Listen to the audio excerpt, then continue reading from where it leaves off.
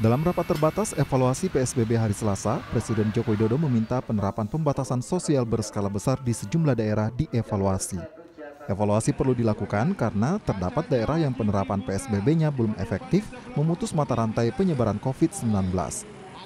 Selain evaluasi penerapan PSBB, Presiden juga menginstruksikan gugus tugas percepatan penanganan COVID-19 agar mengendalikan penyebaran wabah COVID-19 terutama di Pulau Jawa.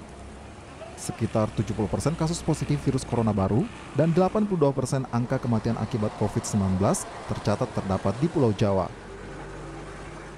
Ada daerah yang penambahan kasus barunya mengalami penurunan secara gradual, konsisten, namun tidak drastis. Tapi juga ada daerah yang penambahan kasusnya turun, tetapi juga belum konsisten dan masih fluktuatif.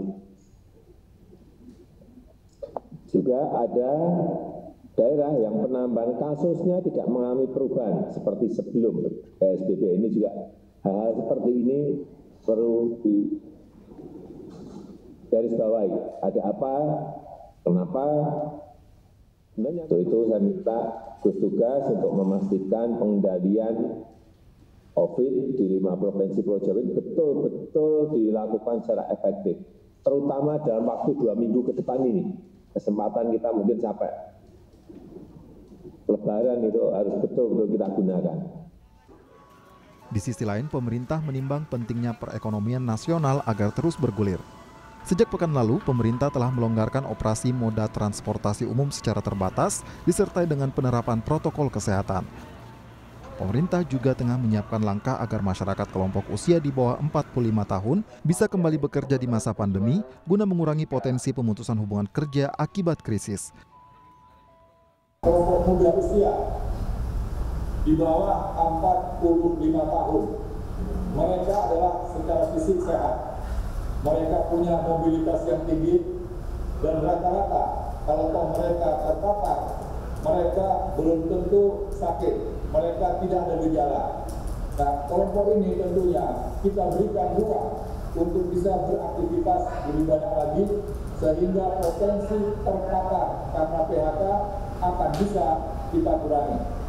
Saat ini, seluruh bangsa-bangsa di dunia telah berupaya keras bagaimana menjaga keseimbangan, tidak ada masyarakat yang terpapar virus, tetapi juga tidak ada yang terpapar karena PHK.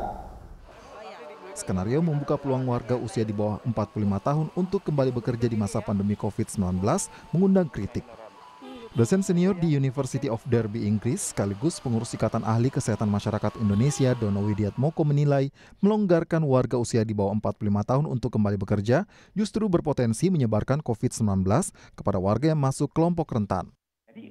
Jadi saya kira kebijakan yang dilakukan malah harus evidence based. Kalau di bawah 45 tahun ini semua orang, misalkan saya umur 30 tahun gitu misalkan ya, saya sehat, saya boleh keluar dong, saya boleh kerja dong. Gitu. Begitu sampai luar saya ketularan, saya bawa penyakit ini ke rumah, di rumah saya ada bapak saya, ada ibu saya, ada tante saya yang berarti penyakitan dan lebih tua begitu, mereka kena ya disaster kan Mas. Dan di bawah usia 45 ini termasuk justru yang paling rentan bukan untuk terkena? Betul, bukan paling rentan, betul. Dari yang meninggal memang yang lebih tua yang meninggal dan yang punya penyakit penyerta komorbiditas, tapi yang terkena betul sekali Mas pada usia produktif itu yang paling banyak terkena memang. Rencana pelonggaran PSBB atas dasar pertimbangan ekonomi sebaiknya dikaji mendalam dan hati-hati. Puncak wabah masih sulit dideteksi, sedangkan penyebaran virus corona di Pulau Jawa yang menjadi epicentrum utama, baik dalam kasus positif maupun jumlah angka kematian tertinggi, masih belum berhasil dikendalikan. Tim Liputan, Kompas TV. Ya, Saudara, Presiden menginstruksikan evaluasi efektivitas penerapan pembatasan sosial berskala besar. Namun di sisi lain, pemerintah juga mulai melonggarkan sejumlah aturan agar perekonomian tetap berjalan. Apakah kemudian langkah-langkah pemerintah untuk memberi kesempatan kepada warga dengan usia di bawah 45 tahun untuk kembali bekerja di masa pandemi COVID-19 ini tepat? atau justru kontraproduktif terhadap kampanye penanggulangan virus corona. Kami terhubung secara daring dengan tenaga ahli utama Kantor Staf Presiden atau KSP, Doni Gahral Adian. Mas Doni, selamat pagi. Selamat pagi, Mas Bayu. Dan juga bergabung Ketua Satgas COVID-19 dari Ikatan Dokter Indonesia, Zubairi Jurban. Pak Zubairi, selamat pagi.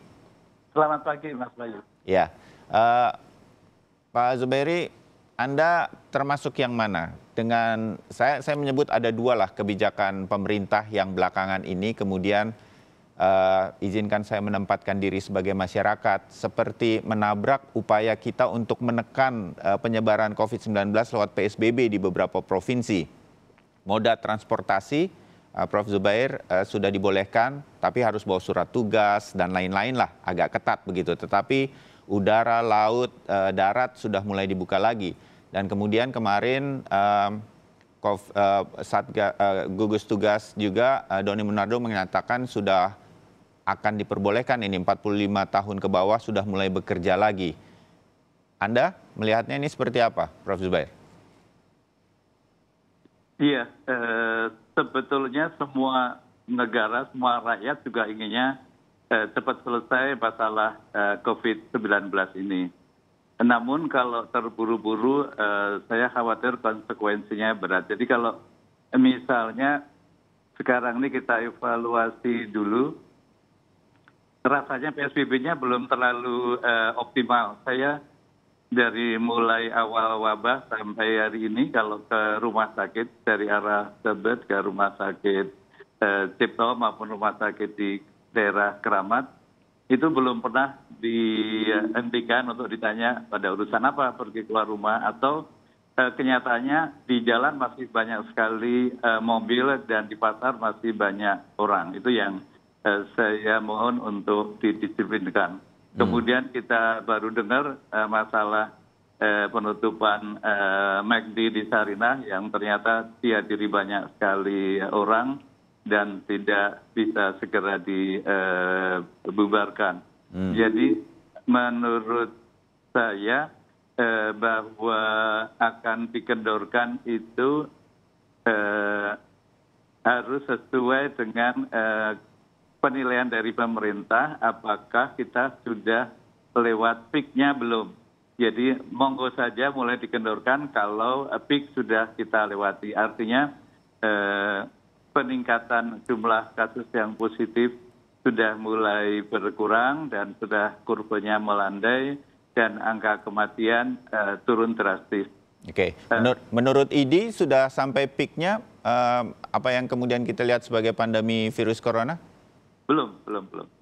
Belum. Dan yang kemudian kalau mengenai kenaikan jumlah kasus agak sulit dinilai karena kan para ahli menduga kita sudah mempunyai lebih dari 90.000 kasus yang sekarang terdeteksi baru belum ada 20.000. Jadi mungkin lebih tepat mulai melonggarkan kalau angka kematian sudah menurun drastis.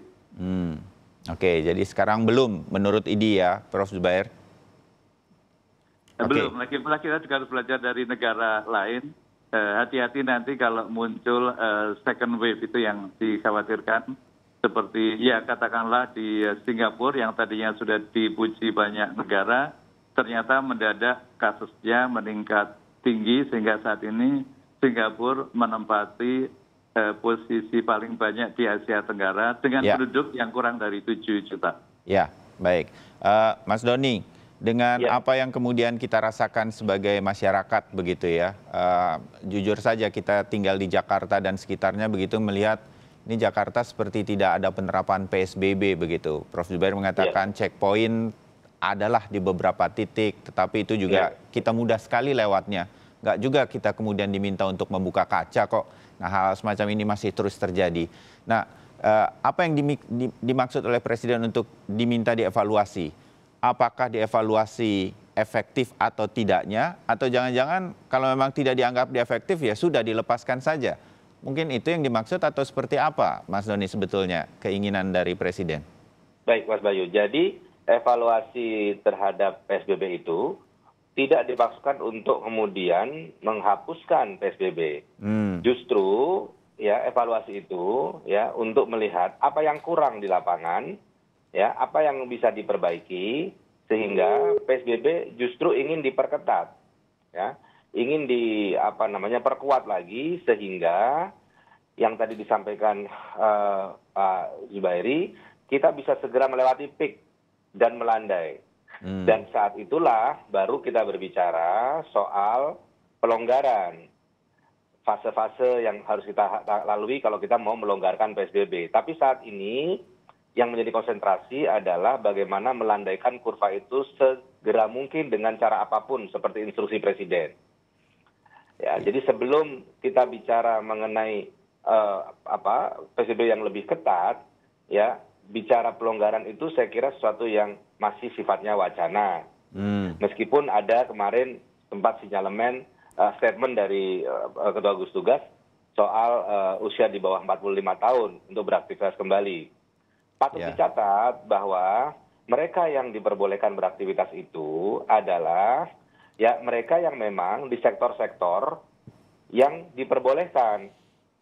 Jadi tidak semua sektor dibuka secara secara langsung begitu. Ya, misalnya transportasi. Ya, tetap orang boleh bekerja, Grab, ojol segala macam, tapi tetap saja harus mengikuti protokol kesehatan. Ya, jumlah penumpang maksimumnya, menggunakan masker, ya dan lain sebagainya. Itu saya kira yang dimaksud dengan pembukaan akses ekonomi bagi mereka yang di bawah usia 45. Tapi sekarang konsentrasinya Mas Bayu adalah bagaimana secepat mungkin ya melandaikan kurva itu. Secepat mungkin kita melewati peak dari kurva positif COVID-19. Begitu. Nah, ini kan kita belum melewati peaknya. Kemudian juga kita belum melihat kecenderungan kurvanya menurun begitu Mas Doni. Tapi kemudian dengan kalau dibolehkan dengan alasan apapun di 8 sektor misalnya 45 tahun ke bawah boleh bergerak, moving begitu. Sementara itu ada risiko membawa virus atau tertular virus dan kemudian menyebarkannya. Kan jadi kontraproduktif kan dengan upaya PSBB yang sekarang diterapkan di banyak daerah. Ya, justru itu ya statement bahwa usia 45 itu boleh 45 boleh beraktivitas kembali itu harus dibaca bahwa dengan syarat protokol kesehatan dilakukan dengan ketat. Misalnya kalau kita masuk ke kantor, ya kan ada pemeriksaan di depan, ya suhu yang di atas 38, ya itu harus pulang atau dirujuk pada vaskes terdekat begitu. Jadi memang protokol ini ketat dan kita sekarang melihat bahwa hampir semua, ya kantor ya atau pusat perbelanjaan atau apa sekarang menggunakan protokol kesehatan yang cukup ketat, menyediakan hand sanitizer atau fase cuci tangan di depan begitu. Ini saya kira kita sudah menjadi satu kultur, satu budaya ya yang memang kedisiplinan ini menjadi salah satu kunci ya. Sehingga yang tadi dikhawatirkan penularan dan lain sebagainya itu bisa diminimalisir bahkan ditiadakan begitu Mas Bayu. Baik, Prof. Zubair sedikit komentar mengenai kemungkinan kebijakan ini akan segera diterapkan 45 tahun ke bawah boleh bekerja. Iya, itu tadi juga disampaikan juga di pihak lain kan Presiden tadi disampaikan menginstruksikan PSBB harus efektif, harus ketat gitu ya. Jadi itu dulu yang harus dikerjakan. Kemudian yang 45 tahun itu ada catatan sedikit. Yang pertama bahwa memang makin muda kalau terkena virus angka kematiannya rendah. Namun kenyataannya juga menunjukkan bahwa masih cukup banyak di bawah usia 45 tahun yang meninggal. Satu. Bahkan di Amerika akhir-akhir ini tercatat mulai meninggal yang muda karena stroke. Dan itu juga telah dimuat di majalah New England Journal of Medicine tanggal 28 April. Jadi artinya kalaupun mau diterapkan harus amat sangat strict dan harus evaluasi. Jadi kalau ternyata counterproduktif, ya harus tidak ragu-ragu untuk mencabut dan kembali ke PSBB semula yang lebih ketat. Baik, Prof. Zubair dan Mas Doni, sambil nanti kami juga akan memperbaiki gambar atau video dari Mas Doni Geral yang bergabung secara daring. Kami jeda dulu untuk kemudian kembali lagi nanti dengan pembahasan kita pagi hari ini. Tetap bersama Sapa Indonesia.